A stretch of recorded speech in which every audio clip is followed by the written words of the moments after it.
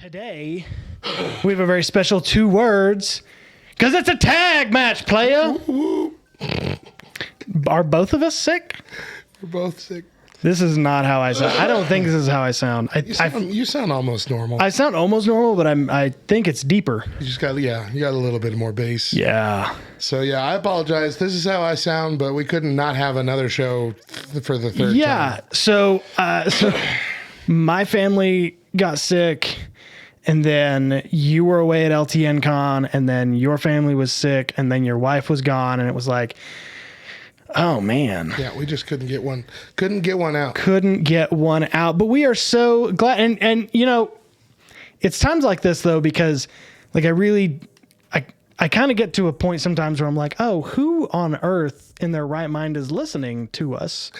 But you actually in your venture in LTN Con met a couple of guys. Yeah, it was really cool. So it was the first day of LTN Con, which for those of you not in the know, that's a yearly convention that Love Thy Nerd puts on for all of its dopest friends. And so we go, and I'm at the little radio booth that's kind of right by the front doors, right past the registration. And these 2 guys come in, they register, and the first thing they do is they see our title belt that we have displayed for people to take pictures with. And they see me, and they come over. And of all the things that I do for LTN, I've never been recognized for like 2 words at all. And they came up and they're like, "Are you Radio Matt of the 2 Words podcast?" Like of all things for them to recognize you from. Things, that's the one. I'm like, hey, yeah. And I had a couple fantastic discussions with these guys. But their father and son, their name is Brandon and Ethan. And it's a fantastic discussion about how they listen to every podcast and how their son was not too happy with the way we kind of dragged AEW the last time we recorded.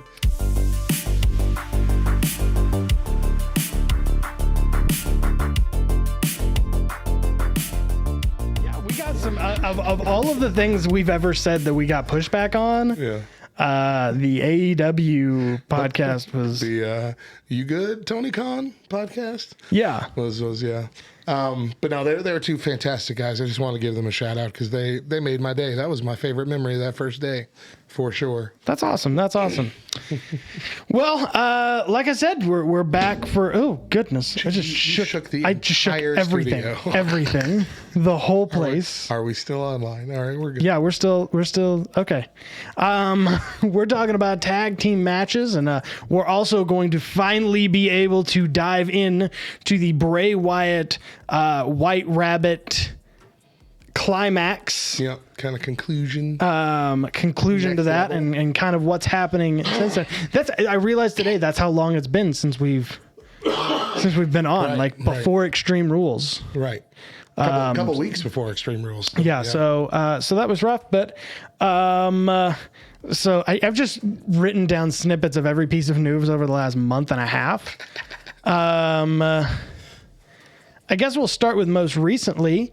This most recent Raw, Nikki Cross won the championship off of Dana Brooke, and then immediately threw it in the trash. And so WWE has officially, and you're gonna have to bear with me here, has officially retired the 24/7, 48/7, 7-Eleven, I-95 South European 1942 Columbus sailed the ocean blue 10-4, 4 out of 5 Dentist degree championship that R-Truth so eloquently made famous by winning it some 50 times. They should, I think it was 52 or 54, yeah. They should just give it to him and just let him take it home. Just let him have it. And she just walked off and just chucked it in the trash. Well, she tried. It fell to the side of the trash. Did it fall to the But she couldn't just stop her little weird manic laughing and go oops. But it was a good look. It was a really good look for her. Aligned it with Damage Control. It was good. And it was a proper send off for that championship. I still remember, dude.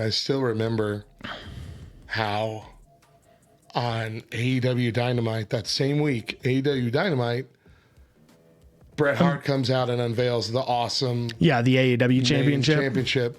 And then that very next Raw is when Mick Foley comes out with his own bag and pulls out that gross green belt, which I don't hate. I mean, it's not the worst belt, but it's comparatively, it was sad.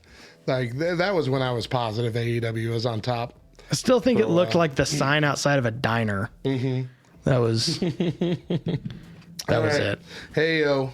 Nobody knows what's happening with CM Punk. The investigation into the fight after All Out is over. And the Elite are being hyped for their return to TV at full gear. But Punk is not coming, not being advertised to come back. And the rumor was that he wanted out of his contract. But it was also that it was taking so long because he wanted to negotiate out the non-compete clause, which, why, unless he's planning to go to another promotion. But then it appeared like maybe he wasn't done with AEW after all. And on the most recent Dynamite, there have been references to him explicitly made, even showing Punk in a video package, which you don't normally do if your talent is leaving the company.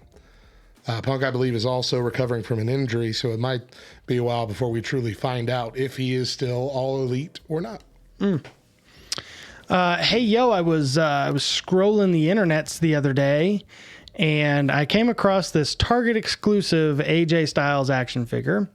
And it disturbed me a little bit because, for one, he's wearing like trunks, but they're disgusting brown trunks. Like the HBK brown pants? Yeah, but they're like trunks. So they go like all the way up mid thigh. Mm-hmm. He's got two interchangeable. Oh, I thought they were middle fingers. They're just fists. They were oriented wrong. But I think the weirdest thing is, and I'll show you if you're watching on our YouTube channel, he comes with a Nitro shirt. What? Why does he come with a Nitro shirt? Was he wrestled on? He wrestled one episode of Nitro. Oh, okay. So he was on it once? So he was in a tag team. Air Paris, I think was the name of the tag team. Wow. And they were in like a tournament in 2001 to win the AEW. They were like television WCW. Tag team titles or something. Yeah. WCW. WCW. And I guess that was enough. Also, the toy, if you look at the face, I'll show you the whole body. You folks can look at it first, but like he looks like a young Ted DiBiase. Yeah, are you sure that's not Ted DiBiase? It says on the thing, AJ Styles.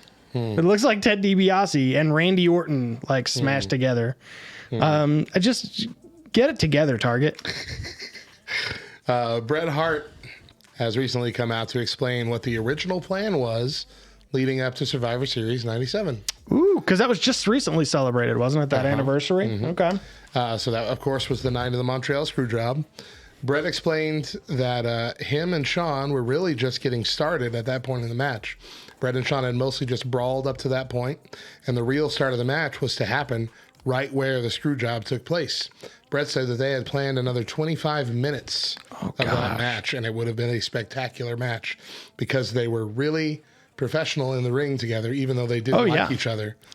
They just gave them that kind of edge. They knew they were going to go out there and they were going to just bring the house down. Yeah. He says that while sure he would have to do the job to someone and lose the next night on Raw or something, he had convinced himself that Vince wasn't going to screw him over that night and planned to go out and have a fantastic match. That's amazing. I truly believe he wouldn't have done that. I don't think he would have taken the title to WCW. No, I don't think he would have. But I get the idea of being cautious of that. But also, if you listen to a lot of people, and I say a lot of people, when I say a lot of people, I'm talking specifically about whoever was running WCW. Can't think of his name. Bischoff? Eric Bischoff. A lot of guys will tell you that back then, Bret was not interested in doing anything that Bret didn't want to do. Right. And for as much crap as like Hulk Hogan gets for being that way, for the, it's not going to work for me, brother. Like, apparently Bret Hart was very, very similar. So, you know, would he have taken it to WCW? Obviously not. But would he have, like, do I think he would have put up a fit to make himself look super strong somewhere else, you know, so he didn't have to drop the title in a weird way? Of course. Now, what's interesting to me is I think it's in that documentary, Wrestling with Shadows, is he basically asks Earl Hebner, like, are you gonna, like, is everything good? And Earl was like, yeah, sure. And he's like, well, Earl won't lie to me. Right. And Earl lied to him. Earl done lied. That's a because Earl had to lie. Nah. That's such a bad position that him and Sean got put in. Oh yeah. Like, you had to lie straight to his face because Vince said so. Yeah.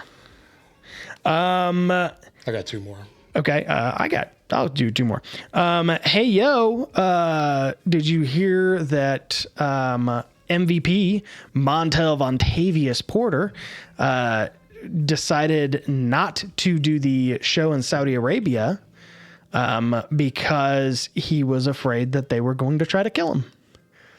Because apparently he has renounced his following of Islam. Oh. And you're apparently not allowed to. I don't know much about Islam because I've been a Southern Baptist all my life, but like apparently that's a no-no in Saudi Arabia. That is a definite no-no. And he's like, I'm just not going to go. I don't need to do that no more. I feel like that's reasonable. There are a lot. I mean, there's a lot. They got to stop doing that show. It serves absolutely no purpose. Didn't they sign like a 6-year contract or something? Especially with all of the wrestlers that are not showing up and continue to protest it. Yeah.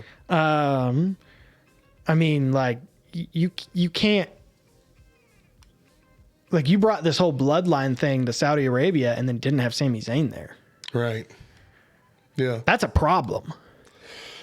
Yeah. I mean, especially because I can only imagine that Sami Zayn would have elevated what was already a Matt classic. Can we talk about the fact that Logan Paul is a professional wrestler? And golly, that match was so good. It was so good. Oh my goodness. I'll never doubt that man in the ring again. It was really good. There's a photographer that caught the moment, like he tried to do like a forearm off the top rope and Roman was going to counter with a punch. And like they caught this really amazing picture. And even looking at the picture, I was like, that's amazing. That is absolutely fantastic. Well, hey, yo, following the Warner Brothers Discovery merger, AEW's TV rights deal was up in the air, making a lot of fans fearful that it would be AEW on the chopping block. Well, good news. A source from Warner Brothers Discovery spoke to Fightful Select, suggesting that they'd be surprised if AEW weren't offered a new television deal with a significant rise in their rights fees. The source continued noting he noted that 2022 has been a good year for televised wrestling in general due to a renewed interest in the sport, making 2022 a rebound year. Coming a great time for both AEW and WWE, who are both soon to start negotiations on new television deals. So it doesn't appear like anyone's really worried over at AEW that AEW is going to be going anywhere. I'm just going to kind of bullet through a couple of these because they don't need whole segments. A few days ago, it was revealed that Otis read his first book.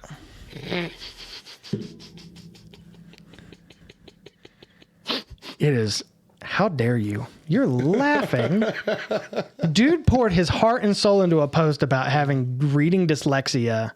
Yes. And getting a reading coach. It was just the way that you presented it that made me laugh. Otis read a book. He read Pet Sematary. And that's right. I did read that. Pet Sematary. What a weird choice for her first book. Apparently they were like, well, what do you like? And he's like, well, I like horror movies. And they're like, do you like Stephen King? He's like, I love Pet Sematary. And they're like, guess what? They turned those into books. Those were, yeah. So That's really cool, though. Yeah. From the Two Words podcast, we're proud of you, Otis. It's more books than I've read this year. More books than I've read in a while. Secondly, MJF has joined the cast of A24's The Iron Claw. I saw that. And would be playing Lance Von Erich. I don't care because MJF can pretty much do no wrong. He joins Zac Efron and the guy from The Bear. That's the only thing I know him in. He's in a show called The Bear where he plays a chef. There are no bears in the show, I don't think. And he was also in, I think he was in like Shameless or something. I don't know. And then the old man from Mindhunter. And then lastly, Vince McMahon was seen having dinner with a mystery woman, which I don't get how we have mystery women still. How do you not? You can see her face. Looks just like Dixie Carter. But even if it's not Dixie Carter, like, how do we not? I don't think it was Dixie Carter. I mean, it might have. It looks a lot like Dixie Carter. Oh, man. But like, how do we have mystery women anymore? How do you? That's the like. I have made a choice that I am never going to cheat on my wife for many, many reasons. The first of which being that I love her dearly and don't want The first of which is that you'd be dead. Yeah, well, that's true. But like, how do you hide? If somebody sees a picture, like they know. Your wife is How do you not know people? The only woman I know who would definitely kill. No, she definitely murdered me. No, 100%. But like, how do we? Yeah, I understand. Yeah. Like, you're walking around with mystery woman. Like, Facebook exists. I feel like, literally just reverse Google search the image. Yeah. I feel like now, he's got his go ticket to just take ladies out to dates. Oh yeah, do whatever he wants. Now that they've announced that, his marriage is a shame. Also, very weird. His hair is like the wrong color. It's very awkwardly dyed. Yeah. Dark shade of brown. He looked like he was trying to emulate himself 10 years ago. Yeah, that's it. Well, when we come back. More. Oh, you got one more. Sorry. Hey, yo. Oh, yo. JEFFJARRETT. Jeff Jarrett made his debut last week on AEW Dynamite, smashing a guitar over the head of Darby Allin and making his grandiose opening monologue. But this past week, he took a shot at WWE, Triple H, and Braun Strowman while putting over Satnam Singh. Is that how you say his name? Satnam Singh? Sure. Jarrett described Braun Strowman as, Jarrett described Satnam as a real giant and not a make-believe monster who wears red skinny jeans, referring to Strowman. Double J then referred to WWE as a banana-nosed circus, seemingly taking a shot at Triple H. Banana nose? Banana. That's so mean. It's almost worse than just calling him a real bad word. Like, but number one, very fun to see Jeff Jarrett back. Yeah. But number two, he's 1 billion years old, and it's just adding to the AEW is WCW feel. Yeah. When they keep bringing in these really old retired guys. Yeah.